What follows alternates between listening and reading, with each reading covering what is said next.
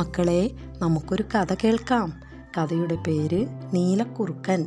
ഒരിക്കൽ ഭക്ഷണത്തിനു വേണ്ടി ഒരു ഗ്രാമത്തിലെത്തിയ കുറുക്കനെ കുറേ നായ്ക്കൾ ചേർന്ന് ഓടിച്ചു. പേടിച്ചു പോയ കുറുക്കൻ അടുത്തുള്ളൊരു വീടിൻ്റെ മുറ്റത്തേക്ക് ചാടി വീണു. അവിടെ നീലച്ചായം കലക്കിയ ഒരു വലിയ തൊട്ടിയിലായിരുന്നു കുറുക്കൻ ചെന്ന് വീണത്.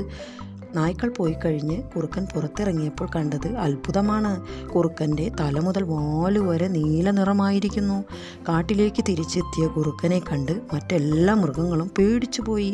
ഇങ്ങനെയൊരു മൃഗത്തെ അവർ മുൻപ് കണ്ടിട്ടേയില്ല. കുറുക്കൻ ഇത് മുതലെടുത്തു. നിങ്ങൾ ആരും പേടിക്കേണ്ട, ദൈവം എന്നെ നിങ്ങളുടെ എല്ലാം രാജാവായി അയച്ചതാണ്. ഇനി മുതൽ കാട് ഞാൻ ഭരിക്കും. എനിക്ക് വേണ്ട ഭക്ഷണമെല്ലാം നിങ്ങൾ എത്തിച്ചു തരണം, കുറുക്കൻ ഗൗരവത്തിൽ പറഞ്ഞു. സിംഹവും പുലിയും പോലും ഈ നീലമൃഗത്തെ പേടിച്ച് ഭക്ഷണം കൊണ്ടു കൊടുക്കാൻ തുടങ്ങി. കുറുക്കൻ രാജാവിനെ പോലെ സുഖമായി ജീവിച്ചു. പക്ഷേ കഥ അവിടെ അവസാനിച്ചില്ല. ഒരു രാത്രിയിൽ കുറുക്കൻ തൻ്റെ ഗുഹയിൽ വിശ്രമിക്കുമ്പോൾ ദൂരെ നിന്നും കുറെ കുറുക്കന്മാർ ഒന്നിച്ച് ഓരിയിടുന്നത് കേട്ടു. സ്വന്തം വർഗ്ഗക്കാരുടെ ശബ്ദം കേട്ടപ്പോൾ ആവേശത്തിലായ നമ്മുടെ നീല കുറുക്കൻ താൻ രാജാവാണെന്ന കാര്യം മറന്നുപോയി. അവൻ തലയുയർത്തി ഉച്ചത്തിൽ ഊ ഊ എന്ന് ഓരിയിട്ടു. ഇത് കേട്ട മൃഗങ്ങളെല്ലാം ഞെട്ടിപ്പോയി.